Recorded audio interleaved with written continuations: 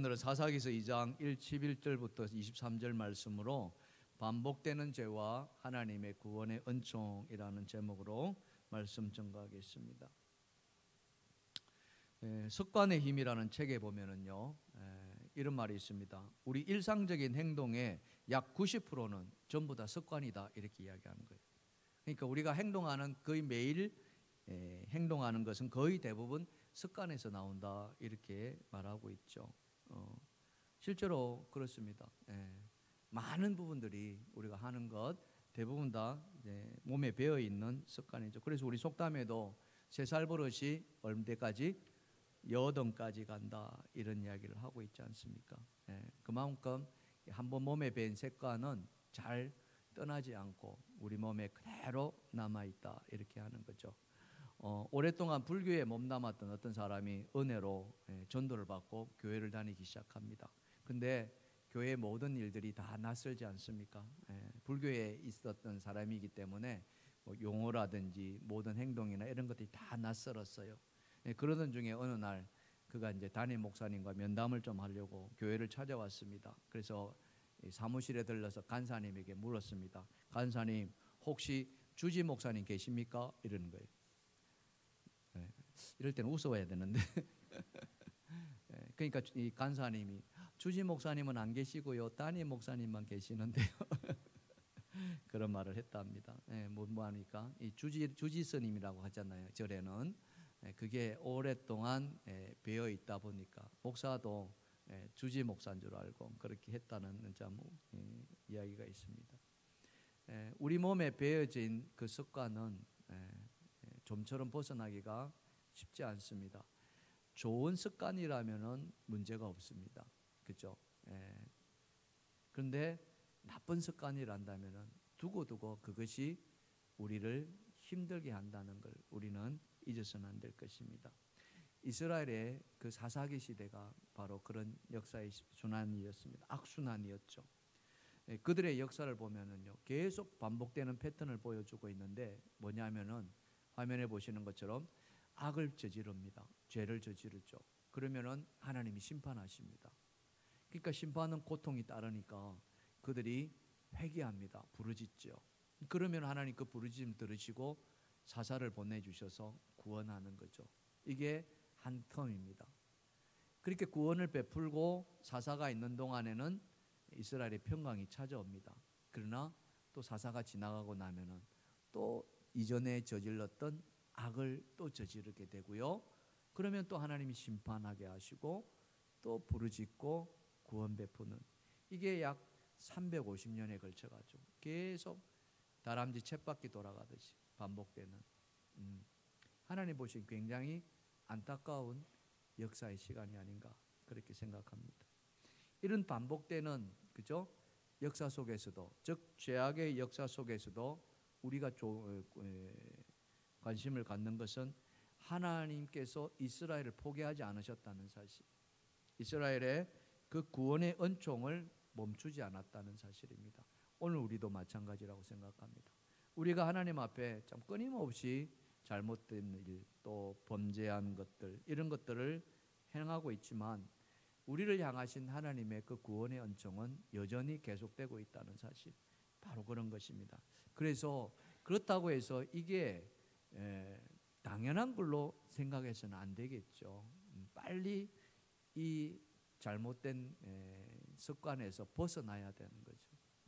오늘 그래서 그 잘못된 것을 어떻게 벗어날 수 있을까, 이런 것들을 저와 여러분이 한번 생각해 보는 시간 가졌으면 좋겠습니다. 자, 그렇다면 먼저 이 사사시대에 반복되는 죄의 악순환, 그 첫 번째, 그것은 무엇이었을까 하는 것입니다. 자, 첫 번째 다 같이 시작.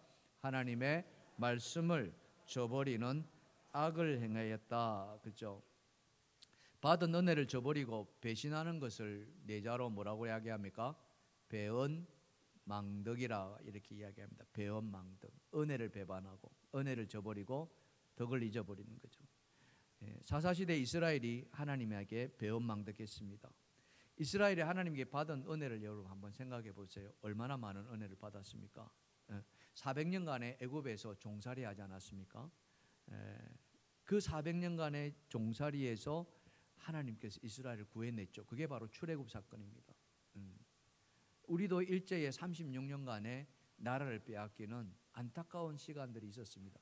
정말 뼈아픈 시간이었고 이 땅이 온갖 일제의 만행에 의해서 짓밟혔습니다. 수탈당했죠. 그래서 하나님께서 우리를 포기하셨냐면 포기하지 않으셨잖아요. 구원을 베풀어 주셨습니다. 그게 8.15 강복이었습니다. 이스라엘도 그랬어요. 400년 넘게 애굽의 종살이에서 하나님 풀려나게 했습니다. 그리고 가나안 땅을 향해서 나아가겠죠. 40년간 지켜주셨어요. 광야에서 40년, 어쩌면 단 하루도 살기 힘드는 그 광야를 하나님은 40년 동안 함께 하시면서 보호해 주었죠. 이게 다 무엇입니까? 하나님의 은혜였어요. 그리고 40년이 끝나고 나서 가나안 땅 들어갔습니다. 요단강을 건너고 여리고성을 넘어서 가나안 땅을 다 정복했습니다. 하나님이 이스라엘 편이 되어 주셔서 마침내 가나안을 차지하는, 그래서 그 땅에 이스라엘 12지파를 심었습니다. 얼마나 큰 은혜입니까? 어느 것 하나, 그죠? 어느 것 하나 하나님 은혜 아닌 것이 없었다. 그래서 그들은 이 찬양만 부르면 됐던 거예요. 그죠? 그 찬양이 무엇입니까? 모든 것이 은혜였다. 모든 것이 은혜. 같이 한번 부를까요? 은혜, 은혜, 한없는 은혜, 내 삶에 당연한 것 하나도 없었던 것을, 모든 것이 은혜, 은혜였소. 그렇습니다. 모든 것이 은혜였어요. 오늘 이 자리에 계신 여러분, 모든 것이 하나님의 은혜였음을 고백할 수 있습니까? 그렇게 할 수 있다면 너무 감사할 일입니다. 이게 내가 잘해서, 내가 이만큼 해서, 그죠? 이렇게 해서 생각한다면은 그건 하나님의 은혜를 잊어버린 거죠. 그렇지만 그럼에도 그것은 하나님의 은혜였습니다라고 고백할 수 있다면은 우리는 하나님의 사람으로 살아갈 수 있는 거예요. 그런데 이스라엘은 그렇지 않았습니다. 광야 40년을 거쳐서 가나안 땅을 정복했음에도, 모든 것을 하나님이 주셨음에도 그들은 하나님의 은혜를 잊어버렸습니다. 하나님의 은혜를 저버렸다는 거죠. 여러분, 하나님의 은혜를 잊어버렸다는 것은 다른 말로 표현한다면요, 하나님의 약속을 잊어버렸다는 것입니다. 이스라엘과 하나님이 맺은 약속이 무엇이었습니까? 그것은 다른 것이 아니었어요. 하나님이 그들에게 주셨던 그 말씀, 율법책이었습니다. 그것을 마음에 새기고 지켜라고 행했던 거죠. 우리가 지난번에 암송했던 여호수아서의 말씀 여러분 기억나십니까? 여호수아서 1장 말씀에 7절과 8절이죠. 오직 강하고 극히 담대하여 나의 종 모세가 내게 명령한, 다 같이, 그 율법을 다 지켜 행하고 우로나 좌로나 치우치지 말라.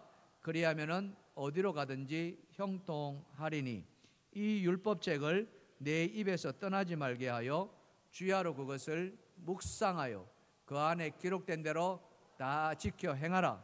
그리하면 내 길이 평탄하게 될 것이며 내가 형통하리라. 아멘. 하나님이 이스라엘에게 주신 약속은 어려운 것이 아니었습니다. 그죠? 그들의 삶을 온전히 하나님께 바치라. 그들의 재산도 바치고 생명도 바치고 모든 걸 다 바치, 이런 거 요구하지 않으셨어요. 그냥 말씀 기억하고 그 말씀대로 지켜 행하라, 이겁니다. 그렇잖아요. 이 말씀을 하나님께서 주신 거예요. 그래서 사람들은 이 말씀을 그냥 듣고 행하면 되는 거예요. 잊어버리지 않게끔. 여러분, 예수님께서 공생이 시작하시면서 40일간 금식하시지 않습니까? 그리고는 광야로 들어가죠. 성령에 이끌려서. 그 광야를 딱 들어갔는데 누가 찾아옵니까? 사탄이 찾아오잖아요. 사탄이 예수님을 시험합니다. 무엇으로 시험합니까? 첫 번째 뭐예요? 돌덩이를 가지고 뭘 만들어라? 떡덩이를 만들어라.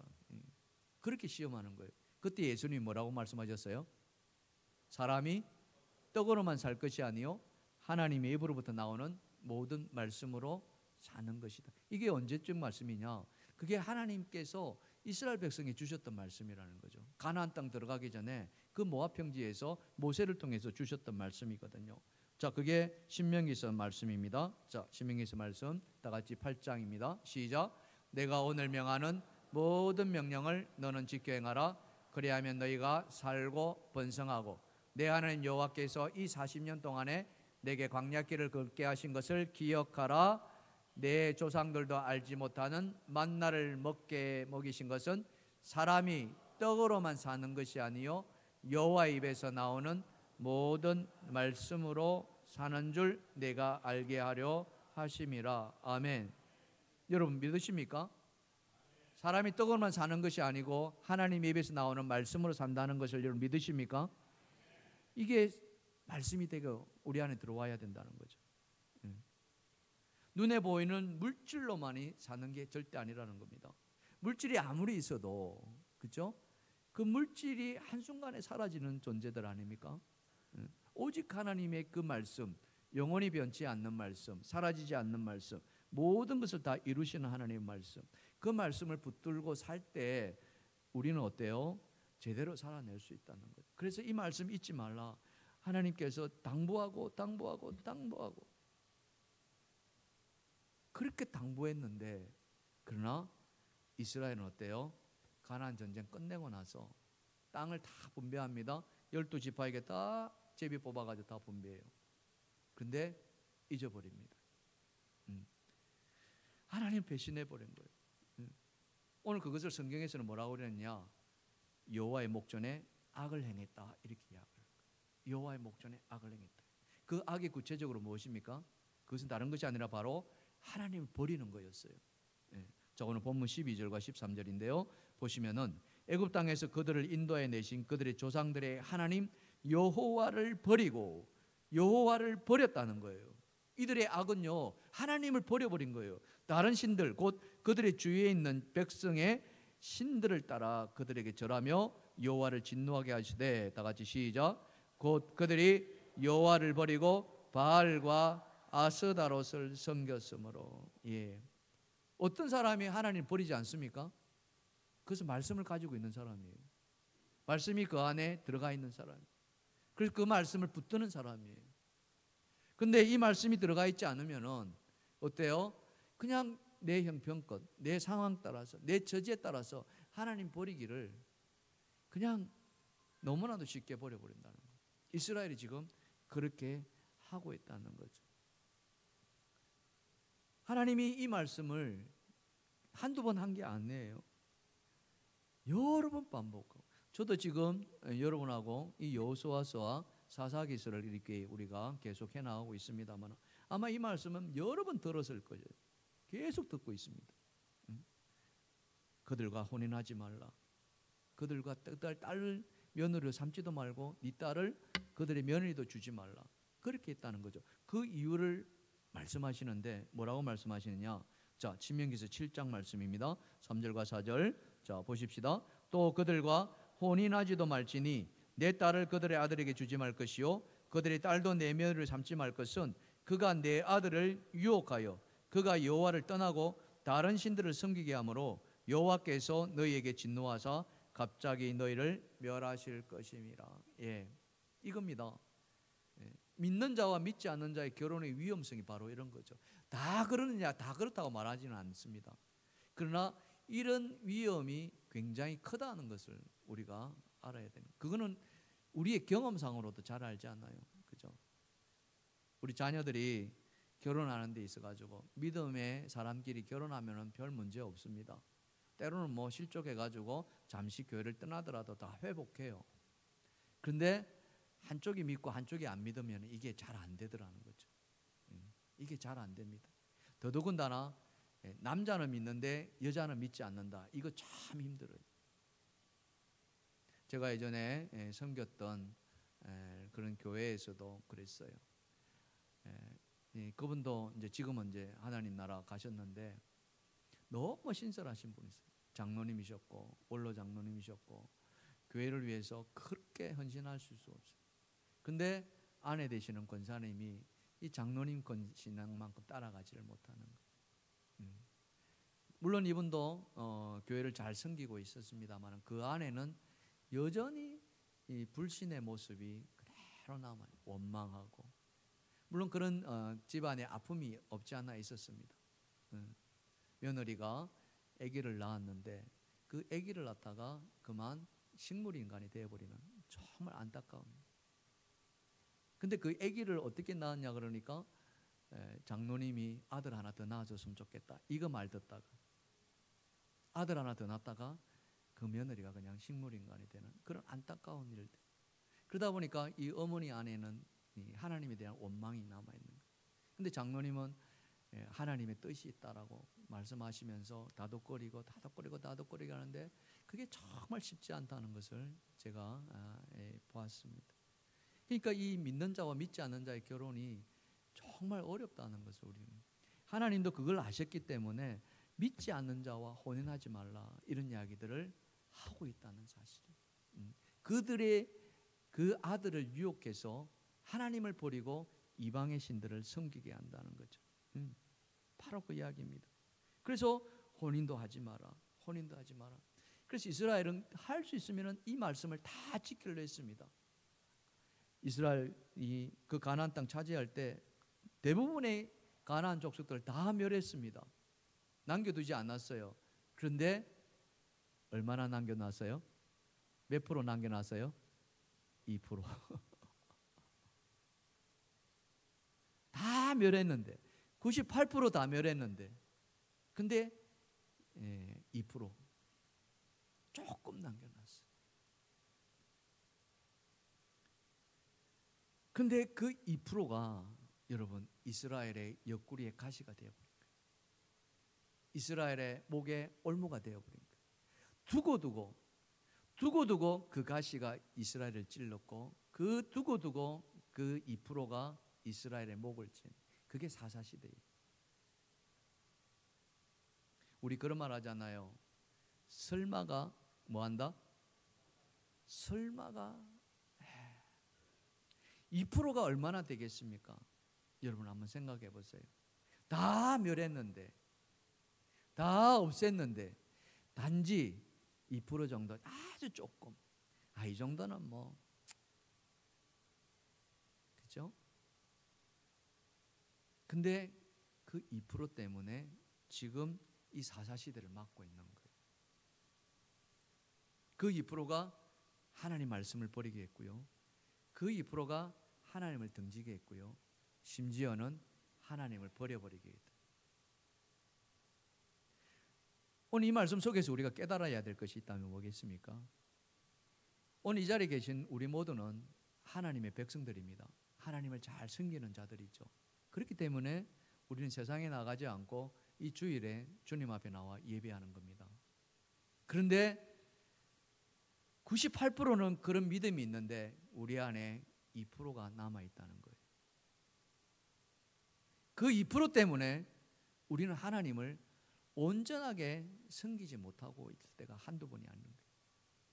그 2% 때문에 내 상황, 내 처지를 뭡니까? 합리화할 때가 얼마나 많습니까? 하나님 이거 이해해 주시겠죠. 하나님 내 상황 아시죠? 그러면서 우리는 하나님을 떠나기를 마치 밥 먹듯이 하고 있지는 않는 거예요. 우린 그걸 볼 줄 알아야 되는 거죠. 그 2% 때문에 하나님 앞에 온전히 섬기지 못하고요. 그 2% 때문에 하나님 앞에 우리는 죄인된 모습으로 살아가고 있다는 그것 때문에 우리는 날마다 회개할 수밖에 없지 않겠습니까? 오늘 저는 이 말씀 듣는 여러분 안에 그 2%가 여러분 삶에서 떠나가기를 주님의 축복합니다. 축원합니다. 이 말씀을 듣고서 아직도 2%를 붙드는 자면은 계속 그 2% 때문에 여러분의 신앙은 계속 가시 찔림을 받을 것이라는 거죠. 계속 그것 때문에 고민할 것이고 계속 그것 때문에 범민할 것이고 그래서 그리스도의 장성한 분량으로 자라가야 되는데 그 2% 때문에 우리는 여전히 수십 년을 신앙생활을 하면서도 제자리 걸음. 사랑하는 성도 여러분, 오늘 이스라엘 백성들이 그 2% 때문에 하나님의 악을 행하는 그런 우를 범하지 않기를 주님의 이름으로 축원합니다. 여러분 진짜 2%를 끊어내시기로 하십니까? 진짜 여러분의 안에 있는 그 2%를 꺼내내기를 원하십니까? 아멘 하신 분들에게 그런 은총이 있기를 주님이 축복합니다. 우리 옆에 분은 손 한번 잡아보실까요? 네, 손 한번 잡아보세요. 꼭 잡으세요. 꼭 잡은 만큼 결단이 세워집니다. 이렇게 말해봅시다. 옆 사람한테 2% 끊어내겠습니다. 시작. 옆에 사람이 이제 정인이 되시는 거예요. 잘못하면 당신 2% 이렇게 말씀하십시오. 큰 것 때문에 우리가 넘어지지 않습니다. 몇 프로 때문에? 2% 때문에 넘어진다. 자, 그렇게 악을 행했던 결과는 어떻습니까? 자, 하나님 어떻게 하셨습니까? 두 번째입니다. 자, 갖다 보십시다. 시작. 하나님은 눈물을 삼키며 채찍 드신다 이겁니다. 예, 바로 그겁니다. 눈물을 삼키신다 하나님. 신약에 보면은요, 우리에게 보내신 성령을 근심하게 하지 말라라는 말도 있습니다. 하나님이 눈물을 흘리신다. 근데 그 눈물을 흘리시면서 채찍을 드신다는 거죠. 이 채찍은 무슨 채찍이겠습니까? 사랑의 매라는 거 아닙니까? 이스라엘을 완전히 없애기 위해서, 멸망시키기 위해서 그런 채찍이 아니라 이스라엘로 하여금 돌이키게 하게 하는 그런 채찍을 드신다는 거죠. 왜 그렇습니까? 하나님이 이런 분이시기 때문에요. 시편 136편에 보시면은 총 136편이 26절까지 있는데요. 계속 이 말씀이 반복되고 있어요. 같이 한번 읽어봅시다. 시작. 여호와께 감사하라. 그는 선하시며 그 인자하심이 영원함이로다. 신들 중에 뛰어난 하나님께 감사하라. 그 인자하심이 영원함이로다. 주들 중에 뛰어난 주께 감사하라. 그 인자하심이 영원함이로다. 뭐가 영원하다고요? 인자, 하나님의 인자. 바로 이겁니다. 하나님이 채찍 드시는 것도 딴 이유가 아닙니다. 바로 이 인자하심이에요. 자비로우신 하나님, 긍휼하신 하나님, 불쌍히 여기신 하나님, 그래서 구원을 베풀어 주시기를 원하시는 그 하나님, 바로 이거예요. 우리가 아무리 큰 실수를 하고 아무리 큰 잘못을 저질러다 할지라도 하나님 우리를 포기하지 않으신다는 거 아닙니까? 끝까지 우리를 붙드시고 우리가 그 죄악에서 돌이키기를 원하신다는 거예요. 그러기 위해서 하나님 어떻게 하셨습니까? 하나님은 아들 예수를, 당신의 아들 예수를 이 땅에 보내셨을 뿐만 아니라 그 아들 예수를 우리 죄를 대신해서 제물 되게 해주셨지 않습니까? 여러분, 성경에 우리를 가르쳐서 우리 자신을 가르쳐 이 버러지 같은 야곱이라는 표현까지도 합니다. 벌레만도 못한, 가끔 우리 진짜 이 도덕적으로나 윤리적으로 망나니 짓을 하는 사람들이 있습니다. 가끔 있습니다. 그런 사람들이 말하기를 뭐랍니까? 뭐보다 못하다? 짐승보다 못하다. 뭐 이런 그런 이야기를 합니다. 그런 사람들이 가끔 있어요. 하지만 그런 짐승보다 못한 우리를 할지라도 하나님은 그 우리를 어떻게 해요? 다시 일으켜 세우기는 하시다. 자비를 베풀어 주시고 구원 베풀어 주시는 하시. 그래서 예수 그리스도를 이 땅에 보내신 거 아닙니까? 그 예수를 십자가에 매다신 거 아닙니까? 그런 하나님이시기 때문에 절대 우리를 포기하지 않으시죠. 그래서 사도 바울은 그죠? 뭐라고 표현했습니까? 로마서 5장 8절에 여러분도 잘 아시는 말씀 아닙니까? 우리가 아직 죄인 되었을 때 그리스도께서 우리를 위하여 죽으심으로 하나님께서 우리에 대한 자기의 사랑을 어떻게 해요? 확정하셨느니라. 우리가 아직 죄인 되었을 때, 우리가 깨끗했을 때, 우리가 완전했을 때, 이게 아니라 우리가 죄인 되었을 때 이겁니다. 그래서 하나님은 그런 우리를 살려주시기 위해서 예수 그리스도 보내셨고, 그런 예수 그리스도를 통해서 우리를 구원시켜 주셨습니다. 그리고는 우리를 생명의 길로 인도하시는데 우리는 끊임없이 잘못된 길을 갑니다. 마치 그죠? 양 같아서 각기 제 길로 가는 그런 우리. 그래서 하나님은 참아내십니다. 딴 길로 가는 우리를 보시고 참아내시고 그러다가 어떻게 해요? 한 번씩 매를 드신다는 거죠. 왜? 더 이상 말을 듣지 않으니까. 오늘 우리가 읽었던 말씀 속에서도 여러분 보시면은 사사를 세우십니다. 근데 그 말씀 속에 보면 사사의 말도 듣지 않았다 이렇게 나오는 거예요. 사사를 보내셔서 하나님 선지자를 보내셔서 하나님의 말씀을 증거했는데도 그들은 듣지 않았다는 거죠. 그렇지만 하나님 포기하셨느냐? 포기하지 않습니다. 그래도 하나님은 끝까지 세워주시잖아요. 그리고 채찍을 드시죠. 그 채찍을 이 사사시대에는 이방의 손에 붙이는 그런 모습을 보여줍니다. 오늘 본문에도 보시면은 본문 13절과 14절입니다.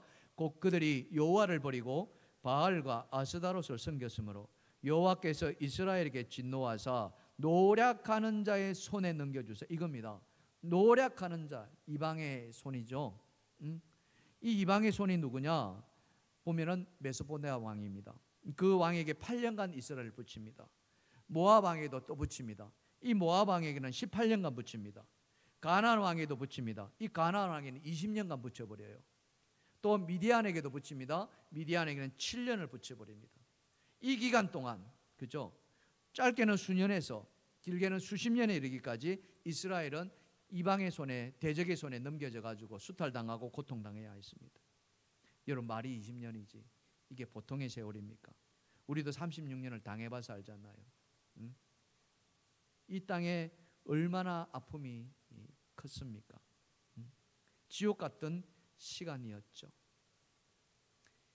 그 시간을 당하게 하시고, 그죠? 그리고 마침내 광복을 맞게 해주시는 그 하나님의 놀라우신 은혜, 우리는 그것을 잊어서는 안 됩니다. 오늘 살아가는 우리가 그 아픔을 잊어서는 안 되고, 그래서 정신 차리고 하나님 잘 섬겨야 되는 거예요. 근데 이스라엘로 하여금 하나님이 그토록 수십 년간을 이방의 손에 붙인 다른 이유가 아닙니다. 그것은 다 하나님의 말씀을 잊어버리고 하나님을 저버리고 배신하고 그러면서 바알과 아스다를 섬기시는 그런 엄청난 잘못. 그래서 하나님은 채찍을 드시는 거예요. 눈물을 삼키시면서. 성경은 뭐라고 이야기합니까? 자, 잠언서 3장에 보시면은 11절과 12절입니다. 다 같이 시작. 내 아들아, 여호와의 징계를 경히 여기지 말라. 그 꾸지람을 싫어하지 말라. 대저 여호와께서 그 사랑하시는 자를 징계하시기를 마치 아비가 그 기뻐하는 아들을 징계함과 같다. 아멘. 하나님의 징계를 뭐에 비유했습니까? 아버지가 그 아들을 때리는 것과 징계하는 것과 같다. 여러분, 자식을 죽을 듯이 때리는 부모가 어디 있겠습니까? 그렇지 않아요? 다 그 자식 잘 되라고, 그죠? 바른 길 가라고 회초리 드는 거 아니겠습니까? 하나님도 그 부모의 마음과 똑같은 거예요. 그게 바로 하나님의 인자하심, 자비로우심, 긍휼이 많으심, 노하기를 더디하신 하나님. 그래서 하나님은 그 채찍을 드신다는 거 아닙니까? 오늘 우리를 잘 한번 돌아봐 주시면 좋겠습니다. 우리 주변을 한번 잘 돌아보십시오. 지금 하나님의 은혜를 잊은 사람들이 혹시 있지는 않습니까? 하나님을 등지고 떠나가 있는 사람들이 있지 않습니까? 어떤 사람들이 그렇습니까? 그들이 스스로가 뉘우쳐서 돌아올 수만 있다면 얼마나 감사하겠습니까? 그러나 그런 일들은 정말 쉽지 않습니다. 그래서 주변에서 도와주셔야 되는 거예요. 믿는 우리가 잃어버린 자들을 찾아서 돌아오게끔 해야 되는 거예요. 그게 이번 가을에 전도축제, 우리 한마음 축제 하지 않습니까? 그때에 우리가 이번에 관심 두는 것은 다른 게 아니라 우리 동일 가족들 가운데에 지금 이 교회를 떠나고 하나님을 떠나 있는 우리 가족들 다시 회복시켜 놓은 거예요. 왜? 우리 가족이기 때문에. 그들은 지금 자기 길을 가고 있어요. 사실 별 일도 없어요. 그냥 잘 가고 있습니다. 그러나 성경은 뭐라고 이야기합니까? 성경은 선줄로 생각하는 자 뭐예요? 선줄로 생각하는 자 넘어질까 조심하라. 딴 길로 가는 자들을, 하나님을 저버리고 하나님을 등지고 세상을 향해서 나아가는 자들, 마귀들이 가만두지 않겠죠. 언제나 그들은 마귀의 밥이 될 수밖에 없습니다. 그러니 하나님이 그들을 다시 불러들이기 위해서 어떻게 해요? 말로 안 될 때 어떻게 합니까? 말로 안 될 때 어떻게 해요? 사랑의 채찍을 들 수밖에 없다는. 그러면은요 아픕니다. 우리 코피 난다 그러죠. 코에는 이 콧구멍이 2개 있습니다.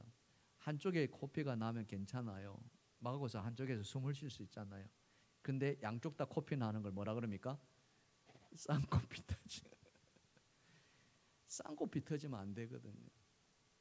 근데 때로는요 말 안 들으면은 쌍코피 터질 수 있지 않겠어요?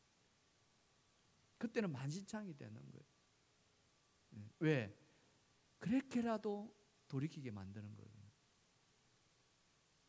우리 신앙의 선배들 가운데 그런 분들이 한두 분이 아니잖아요. 다 잃어버리고 나서 그제서야 깨닫고 돌아온다면 얼마나 안타깝겠습니까? 그래서 우리가 그런 일 당하기 전에, 그죠? 앞서서 회복할 수 있도록 도와야 됩니다. 그래서 기도해야 되고요. 그들을 위해서 또 권면돼야 되고요. 그들의 아픈 점들을 위로도 해야 되고요. 그렇게 달래줘야 된다는 거죠. 사랑하는 성도 여러분, 하나님은 자기 백성을 사랑하시되 끝까지 사랑하시는 하나님이신 줄 믿습니다. 아멘입니까? 자기 백성 포기하지 않으세요. 끝까지 사랑하십니다. 그러나 나중에 하도 안 되면 뭐까지 드신다? 채찍까지 드신다는 사실. 그래서 채찍 들기 전에 돌아오는. 그래서 옛날에 그런 말 참 많이 했잖아요. 이렇게 하나님 앞에 손 드는 것을 자수한다 그랬죠. 그죠? 그럼 뭐라 그럽니까? 자수하여 따라합시다. 자수하여 광명차 됩시다. 아멘. 하나님 은혜가 오늘 이곳에 임하기를 주님이 축복합니다. 축복합니다. 자, 반복되는 제약 속에서 하나님 어떻게 하시느냐? 마지막 3번째입니다. 자, 다 같이 시작. 사사를 세워 구원의恩寵을 베푸신다는 거, 이겁니다. 이것 때문에 우리가 하는 거예요. 계속 반복되는 죄, 그죠? 세상 말로는 징합니다. 징하게 똑같은 죄를 계속 똑같이. 그런데도 하나님은 포기하지 아니하시고 구원의恩寵을 베풀어 주신다는 이거 아닙니까? 그죠? 그런 하나님, 그 구원의恩寵이 오늘 우리가 누려야 되지 않겠습니까? 성경에 보면은 그런 구원의恩寵을 받은 사람들이 한둘이 아닙니다. 그 대표적인 사람이 바로 다윗이죠. 여러분 다윗 한번 생각해 보세요.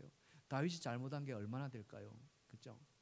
그런 진짜 하나님의 자녀로서 정말 주의 나라를 위해서 힘쓰고 애썼던 그런 자였습니다. 근데 그 역시도 말로 다 할 수 없는 어마어마한 고통을 당하지 않습니까? 그것도 가장 가까운 가족한테 있어요. 그래서 그가 도망다니면서 하나님 앞에 부르짖습니다. 그런 부르짖음을 기록한 시편이 바로 시편 18편인데요. 자, 시편 18편 6절 다 같이 한번 읽어봅시다. 시작. 내가 환난 중에서 여호와께 아뢰며 나의 하나님께 부르짖었더니 그가 그의 성전에서 내 소리를 들으심이며 그의 말에서 나의 부르짖음이 그 귀에 들렸도다. 아멘. 환난 중에입니다. 우리 고난 중이라고 이야기하죠. 내 실수로 고난 당할 수도 있고 내 잘못으로 고난 당할 수 있지만 그렇지 않을 수도 있습니다. 뜻하지 않게 그냥 고난 당할 수도 있습니다. 어느 날 갑자기 나에게 찾아온 그 아픔, 그 질병, 그 어떤 힘겨움, 그럴 때 우리는 딴 거 아니래요. 하나님께 나아가야 됩니다. 오늘 말씀해 보시면 하나님께 부르짖었다고 이야기했는데요. 이 부르짖음은 나의 아픔만 호소하는 게 아니에요. 거기서 그 부르짖음은요, 하나님 앞에 우리의 죄악을 회개하는 부르짖음, 통곡하는 부르짖음. 나의 죄악이 예전에 내가 했던 그냥 무심코 넘겼던, 그죠? 그런 죄악을 생각해내면서 하나님 앞에, 하나님 지금 생각해 보니까 제가 이렇습니다. 지금 생각해 보니까 제가 이런 잘못을 저질러요. 하나님 앞에 끊임없이 그 죄악을 가지고 하나님 앞에 부르짖는 거예요. 그렇게 부르짖었더니 하나님께서 그 부르짖음을 들으신다는 거예요. 이겁니다. 하나님이 인자하심이 바로 그런 거예요. 부르짖는 자, 그죠? 사도 바울은 그 이야기를 하고 있지 않습니까? 우리가 만일 우리의 죄를 자백하면은 그는 미쁘시고 의로우사 우리의 죄를 사하시고 모든 불의에서 우리를 건져 주신다고 하죠. 아멘입니까? 아멘이십니까? 부르짖는 자에게 하나님은 용서하는 길이 자비가 이루어집니다. 거꾸로 이야기한다면 부르짖지 않으면은 뭐예요? 하나님이 자비도 받을 수 없다는 겁니다. 우리 하나님은 어떤 죄를 짓든지 간에, 그렇죠? 이 세상에서 우리가 지을 수 있는 어떤 죄를, 심지어는 사람을 죽인 죄까지도 하나님은 용서해 주실 수 있는 그런 하나님. 왜? 하나님이 이 세상을 심판하러 오신 것이 아니라 이 세상을 어떻게 해요? 구원하시기 위해서. 아들을 보내신 것은요, 심판하시기 위함이 아니에요. 구원을 위해서 보내신. 바로 그런 거예요. 하나님 그래서 그 사사시대에 끊임없이 반복되는 그 죄들에게 하나님은 사사를 세워주십니다. 자, 사사기서 16, 오늘 본문 16절입니다. 자, 다 같이 읽어봅시다. 시작. 여호와께서 사사들을 세우사 노략자의 손에서 그들을 구원하게 하셨으나. 아멘. 하나님 오늘도 나에게 그 사사가 다가오신, 오늘 여러분에게 하나님이 다가오신, 여러분에게 구원의 길을 열어주시곤 하신, 여러분 그 구원의 은택을 여러분 외면하지 마시기 바랍니다. 여러분의 마음을 여시고 받아들이시길 바랍니다. 하나님 그런 하나님이세요. 그 하나님은요 지금도 우리의 아버지가 되셔서, 여러분 만국 공통어가 뭔지 아십니까? 그게 바로 아버지라는 단어인데요, 그 아버지의 그 애칭으로 부르는 길을 우리는 뭐라고 부릅니까? 아빠라고 하잖아요, 그죠? 아빠. 영어 우리 성경에도 아빠라고 이야기합니다. 아빠, 아버지. 갈라디아서 4장 6절입니다. 다 같이 시작. 너희가 아들이므로 하나님이 그 아들의 영을 우리 마음 가운데 보내사 아빠, 아버지라고 부르게 하셨느니. 아빠. 우리가 아빠라고 부르기를 하나님 원하신다는 거예요. 여러분 아이들이 그죠? 막 아빠 보고 쫓아가다가 돌부리에 걸려졌어요. 앞으로 팍 엎어졌어요. 무릎이 깨졌어요. 피가 철철 납니다. 그때 아기들이 어떻게 합니까? 그 아빠를 보고 어떻게 부르짖어요? 아빠 살려줘. 아빠 도와줘. 막 울. 그때 그 아빠는 어떻게 합니까? 그 아빠는 열일을 다 제쳐놓고 그 아이에게 달려가서 그 아이의 아픈 상처를 다 닦아내고, 그죠? 싸매주고 얼러주고 위로해줍니다. 우리 하나님이 그런 하나님. 아들의 영을 우리에게 보내주셨고 그 아들의 영으로 말미암아 우리를 하나님을 아빠라고 부르시게 하는, 이보다 더 큰 은총이 어디 있겠습니까? 그렇게까지 우리에게 다가오시기를 원하시는 하나님이시라는 거예요. 그렇기 때문에 우리는 그 하나님 앞에 나아가야만 합니다. 우리의 삶을 한번 돌아보십시오. 지금 이 자리에 계신 여러분 모습을 보면은 진짜 죄 하나 짓지 않는 그런 분이라고 다 보여져요. 정말 깨끗하신 분이고 정말 어떻게 보면은 완전하신 그런 여러분이십니다. 정말 성결하고 고결하고 귀하고 존귀하고 흠 하나도 안 보여요. 근데 우리는 알잖아요. 내가 얼마나 많은 잘못을 저지르고 있는지. 끊임없이 하나님이 하지 말라는 것 얼마나 많이 하고 있는가. 근데 그게 많이 잘못해서가 아니라 우리 안에 있는 2%의 잘못, 2%의 나쁜 습관, 그것이 끊임없이 우리를 하나님을 슬프게 만든다는 거 아닙니까? 악해서가 아니라 그 2% 때문에, 그 죄의 유혹 때문에 우리 입에서 담지 못할 말을 하는 거예요. 우리가 행해서는 안 될 행함을 하고요. 그게 오늘 우리란 말이에요. 그럼에도 그런 우리를 하나님은 구원하시곤 하신다는 거예요. 오늘 우리는 그 구원의 은총을 받은 자라는 것입니다. 사랑하는 성도 여러분, 하나님은 지금도 우리를 찾으십니다. 하나님 지금도 우리를 부르시고 계세요. 우리가 하나님 앞에, 그 부르심 앞에 나아가야만 합니다. 이제 우리가, 그죠? 이제 우리가 우리 안에 있는 그 2%의 나쁜 습관을 끊어내십시다. 아직도 그것에 미련을 두고 그것을 붙들고 있단다면 하나님이 여전히 슬퍼하실 겁니다.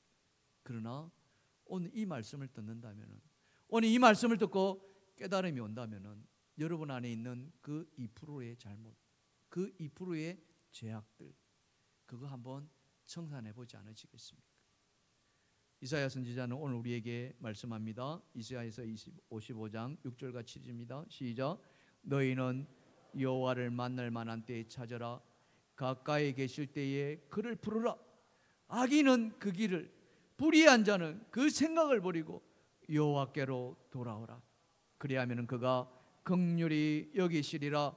우리 하나님께로 돌아오라.